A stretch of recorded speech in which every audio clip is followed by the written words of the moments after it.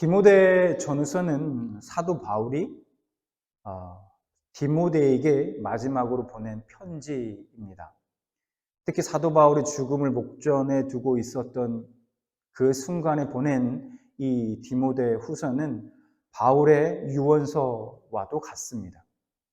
생의 마지막을 목전에 둔 그 바울은 과연 사랑하는 디모데에게 어떤 말을 해주고 싶었을까요? 여러분들은 만약에 생의 마지막 그 순간에 사랑하는 사람들에게 어떤 말을 마지막으로 남기고 싶으십니까? 어떤 말을 하더라도 내가 가장 하고 싶은 말, 내가 소중히 여기고 이렇게 남은 삶을 살아갔으면 하는, 가슴에 새기고 살아갔으면 하는 말을 해주지 않겠습니까? 내 삶 가운데, 그동안 사는 삶 가운데 가장 중요하다고 생각하고 있었던 부분을 아마도 얘기해 줄 것입니다.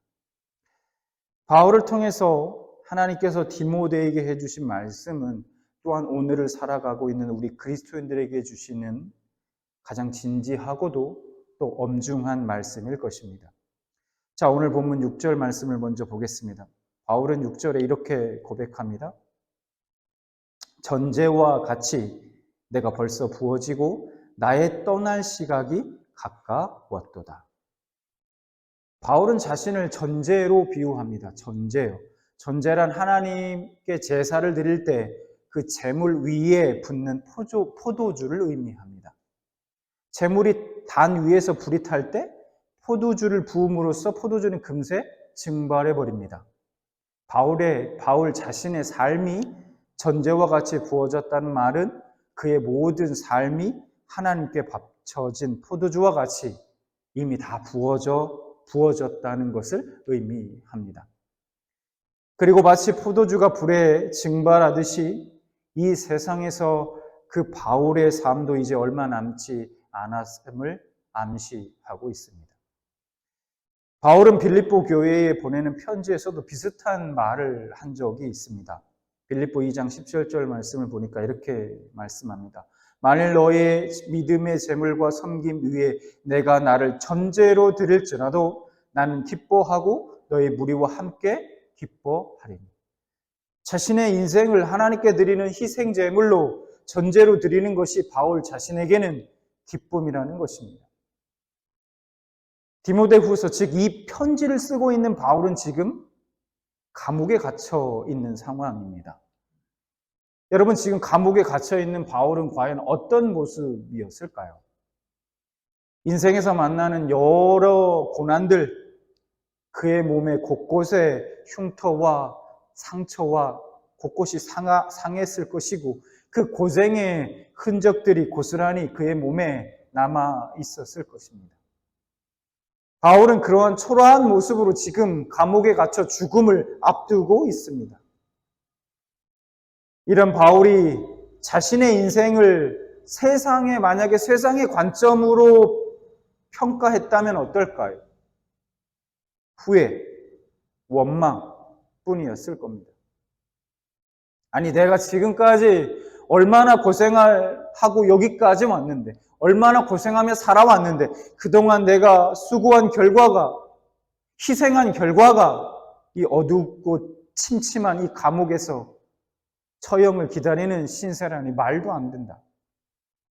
내가 이럴 줄 알았다면 나의 삶 가운데 주어진 것들을 조금 더 누리며 살아갈 거예요. 즐기며 살 것을. 이런 고백이 나와야 하지 않을까요? 이게 정상적인 반응일 것입니다. 근데 바울은 후회하지 않습니다. 후회한다는 것이 전혀 느끼지 않아요. 원망하지도 않습니다. 오히려 기뻐한다고 말합니다. 바울은 복음 때문에 배신당하기도 하고 억울한 누명을 쓰기도 했습니다. 모욕적인 일을 당하기도 했고요. 수많은 위험에 빠졌고 감옥에 투옥되기도 했습니다. 채찍에 맞고 돌에 맞고 매를 맞기도 했습니다. 그가 무엇을 잘못해서입니까? 잘못해서가 아닙니다. 잘못해서가 아니라 자기에게 맡겨진 사명, 그 사명 때문에 주님께 충성했기 때문에 당한 일들입니다. 그런데 사도 바울은 자신의 생애 전부를 그렇게 하나님께 전제로 부어드릴 수 있어서 오히려 기쁘다. 그렇게 고백하고 있다는 것이죠.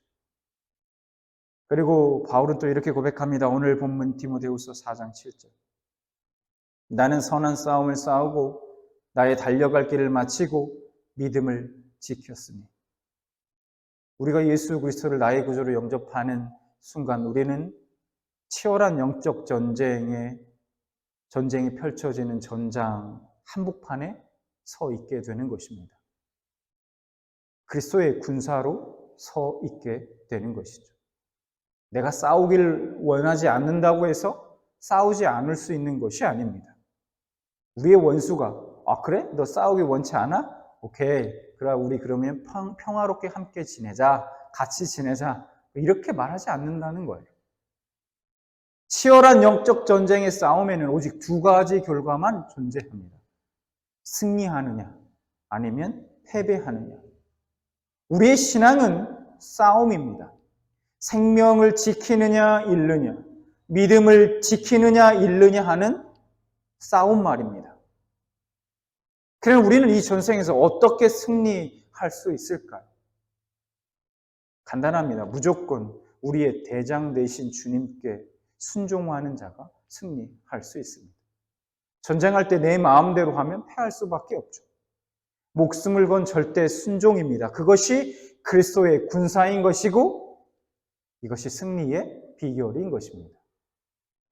사도 바울은 그리스도를 위하여 생명을 바쳤습니다. 그리스도만을 높이고 그리스도만을 영화롭게 하면서 그리스도께 절대 복종, 절대 순종하는 군사로 자신을 자처하고 있습니다.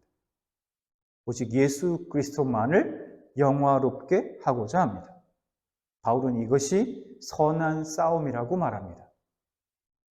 많은 수고가 필요한 힘든 싸움입니다. 이 싸움에서 승리하기 위해 바울은 혼신의 힘을 다했습니다.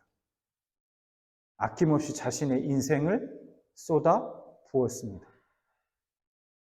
또한 바울은 이런 자신의 인생을 경기장에서 경기하는 선수로서 나의 달려갈 길을 마치고 라고 그렇게 고백하고 있습니다. 빌립보서 3장 14절을 보면 사도 바울이 이런 고백을 합니다. 표대를 향하여 그리스도 예수 안에서 하나님이 위에서 부르신 부름의 상을 위하여 달려간다. 여기서 표대는 주시하다라는 단어에서 파생된 단어로 어떤 목표를 향해서 바라본다는 것입니다. 여러분, 여기서 말하는 목표가 무엇일까요?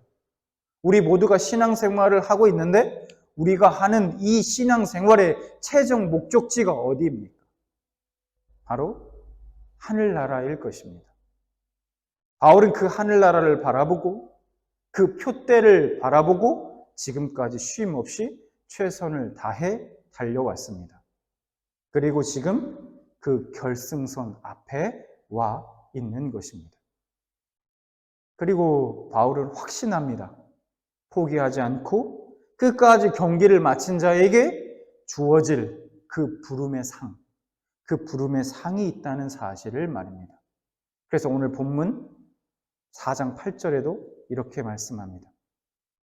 이제 후로는 나를 위하여 의의 면류관이 예비되었으므로 주 곧 의로우신 재판장이 그날에 내게 주실 것이며 내게만 아니라 주의 나타나심을 사모하는 모든 자에게도니라. 바울은 그날에 자신이 받게 될 상을 면류관이라 말합니다. 면류관은 당시에 경기에서 승리한 선수, 그 운동 선수가 받았던 월계관을 비유한 것입니다. 그런데 바울이 받을 면류관은 그냥 면류관이 아니라 무슨 면류관이라고 말하고 있습니까? 의의 면류관이라고 말하고 있습니다. 의라는 것은, 여기서 의라는 것은 면류관의 성격을 말해줍니다. 바울이 받게 될 보상이 영원한 의라는 것입니다.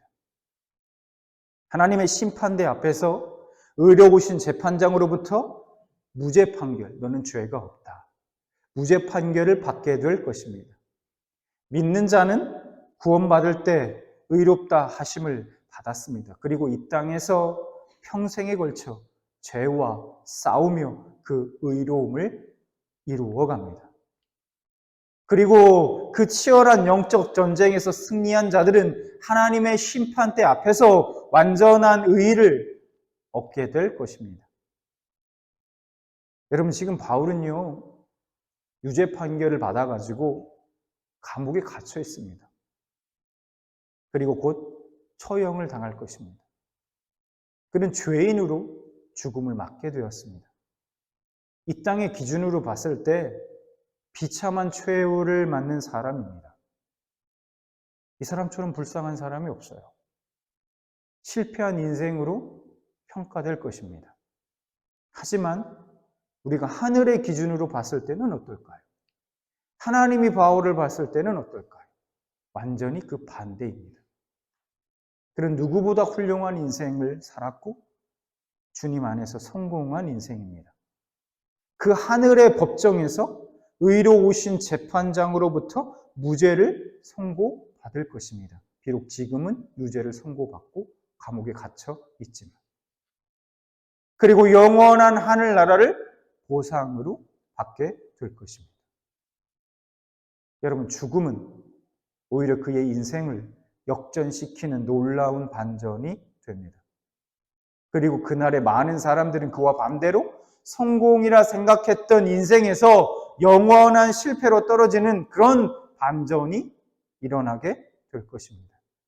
세상에서는 다 가지고 세상에는 성공했다 말할지 모르지만 그날에는 주님의 그 심판대 앞에 선 이후에는 영원한 실패로 떨어지고 말 것이라는 것이죠. 오늘 바울과 같이 주의 사모하심을, 주의 나타나심을 사모하는 자들, 그날을 바라보며 그날을 기다리며 사모하며 살아가는 자들, 그 모든 바울의 발자취를 따라가는 자들은 바울과 같은 동일한 미래를 누리게 될 것입니다. 하늘에 속한 진정한 유산을 상속받게 될 것입니다. 그래서 디모데후서 4장 8절 후반절에 뭐라고 말씀합니까? 내게만 아니라 주의 나타나심을 사모하는 모든 자에게 도니라. 이렇게 말하고 있지 않습니까? 사도 바울은 오늘 4장 1절 말씀 이렇게 말씀하고 있습니다. 4장 1절 말씀을 볼까요? 하나님 앞에 살아있는 자와 죽은 자를 심판하실 그리스도 예수 앞에서 그가 나타나실 것과 그의 나라를 두고 엄히 명하노니. 사도 바울은 지금 엄히 명한다라고 말씀합니다. 이 말은 앞으로 자신이 말한 내용들을 잘 새겨 반드시 지키라는 것입니다. 왜냐하면 이것은 자신을 통해 말씀하시는 주님의 명령과도 같기 때문이라는 겁니다. 그러면서 그 예수님이 어떤 분이신지 설명합니다. 뭐라고 말씀합니까? 예수님은 어떤 분이라고 말씀합니까? 예수님은 살아있는 자와 죽은 자를 심판하는 분이시고 다시 나타나실 분이라고 말씀합니다.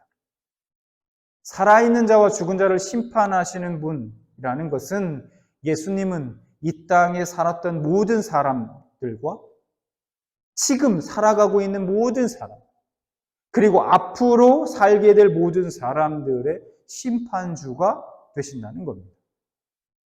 또한 그가 나타나실 것이라는 말씀은 예수님의 재림을 나타내는 말씀입니다. 바울이 1절에서 말하고 있는 이 두 가지, 즉 예수님은 심판주가 되시고 예수님은 재림주가 되신다는 이 사실은 우리가 신앙생활에서 반드시 알고 또 늘 염두에 두고 살아가야 합니다. 왜 그렇습니까? 왜냐하면 우리는 반드시 주님 앞에 설 때가 있기 때문입니다. 한 사람도 예외 없이 우리는 언젠가는 반드시 주님의 심판대 앞에 서게 될 것입니다. 주님이 심판장으로 다시 오심을 믿음으로 받아들이는 사람은 사도 바울과 같이 자신의 미래를 확신할 수 있습니다. 우리는 그날의 주님의 나타나심을 기쁨으로 맞이하게 될 것입니다. 그래서 우리는 그날을 기다리며 그날을 준비합니다. 그것이 인생의 목표가 되고 그것이 인생의 방향을 제시하고 나의 삶의 가치를 결정합니다. 우리는 이 땅에 살지만 하늘에 속한 사람들입니다. 바울이 빌립보서에서 이렇게 말합니다. 빌립보서 3장 20절.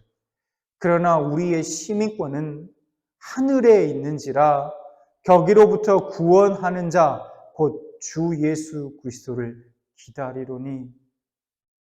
우리는 비록 이 땅에 발을 딛고 살아가고 있지만 우리의 시민권은 하늘에 있습니다. 우리는 오늘도 주님을 기다립니다. 바울은 주님을 기다리는 삶이 무엇인지 오늘 말씀을 통해 보여주고 있습니다. 그날을 준비하는 것이 어떤 것인지 우리에게 말씀해주고 있다는 것이죠.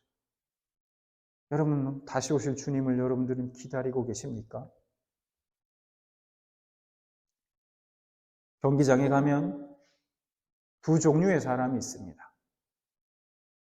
경기장에서 뛰는 선수, 그리고 관중석에 앉아서 구경하는 관중입니다. 선수는 실제로 땀을 흘리면서 혼신을 다해 경기장 안에서 풀어내는 자이고, 관중은 몸을 움직이지 않고 그런 선수들의 경기를 그저 눈으로 관전하고 즐기는 자들입니다. 선수는 실제로 몸으로 경기장에서 경기를 풀어내야 하기 때문에 부딪히고 넘어지고 다치고 하는 그런 아픔과 상처들이 있습니다. 그러나 관중은 의자에 앉아서 먹고 마시며 즐기며 그렇게 관전만 하기 때문에 자기 몸에 어떤 상처나 그런 어떤 아픔, 그런 것들이 전혀 없습니다. 바울은 우리가 그냥 관중이 아니라 선수라고 말씀하고 있습니다. 십자가를 아는 것, 내가 십자가를 아는 것과 내가 십자가로 사는 것은 완전히 다릅니다. 십자가를 아는 것과 십자가로 사는 것은 다르다. 십자가로 사는 것은 선수가 필드에서 몸이 깨지면서 치르는 경기이지만 십자가를 아는 것은 그저 관중석에 앉아서 관전하며 소리치며 즐기는 것입니다. 십자가로 사는 자와 십자가를 아는 자는 다르다는 것. 예수님을 믿는 자는 선수이고 그냥 예수님을 아는 자는 관중입니다. 예수님을 믿는 자는 그 믿음 때문에 실제 삶에서 때로는 무시당하고 때로는 손해보고 때로는 욕을 먹고 춥고 배고픔을 당합니다. 그래도 그것을 영광으로 알고 기쁨으로 합니다. 그러나 그냥 예수를 아는 자는 그런 아픔이 없고 춥고 배고픔이 없습니다. 십자가를 안다고 말하면서도 남에게 무시당하고 욕을 먹고 알아주지 않는다고 속상해하고 하는 것은 그냥 관전하는 자이지 경기하는 자가 아닙니다. 선수가 아니라 관중인 것이죠. 선수와 같은 신자는 신앙생활을 경기하는 선수와 같이 예수님의 십자가를 자기 몸으로 살아내는 자입니다. 그러다 보니까 온몸이 다치고 넘어지고 아픈 십자가의 상흔들로 가득합니다. 예수님이 남의 이야기가 아니라 예수님이 남이 아니라 바로 자신입니다. 십자가가 남의 이야기가 아니라 바로 자기 이야기입니다. 예수님이 울 때 같이 울고 예수님이 아파할 때 같이 아파합니다. 여러분, 예수님도 이 땅에서 선수로 사셨습니다. 자기 몸이 찢기고 찔리고 매맞고 조롱당하고 곤욕을 당하셨습니다. 그리고 십자가에 달려 죽으셨죠. 여러분, 그 주님은 분명 다시 오십니다. 누가 다시 오실 주님을 기쁨으로 맞이할 수 있을까요? 바울과 같이 예수님의 흔적을 가진 자라야 기쁨으로 그 예수님을 다시 맞이할 수가 있습니다. 피 한 방울 묻지 않은 관중은 다시 오실 주님을 기쁨으로 맞이할 수가 없습니다. 오직 예수님과 같이 그 필드에서 뛴 사람만이 기쁨으로 맞이할 수가 있습니다. 그래서 바울이 오늘 디모데에게 도전했던 것처럼 다시 오늘 우리에게도 바울은 도전하고 있습니다.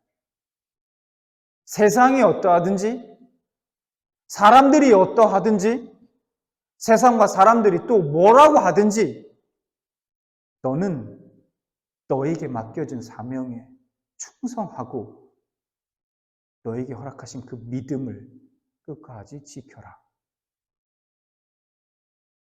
하나님께서 그날에 우리에게 썩지 않는 면류관, 영원한 생명과 기쁨이 되는 영광스러운 의의 면류관을 주실 것입니다. 그날에 우리가 이 땅에서 행한 모든 수고에 대해 주님께서 칭찬하시며 보상하실 것입니다. 여러분, 그날이 기다려지지 않으십니까? 아니면 혹시 아직 오시면 안 되는데 그런 생각이 혹시 드십니까?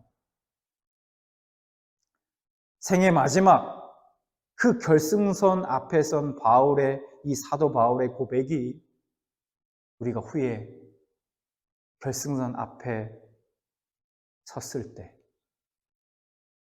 또한 저와 여러분의 고백이 되길 진심으로 소망합니다.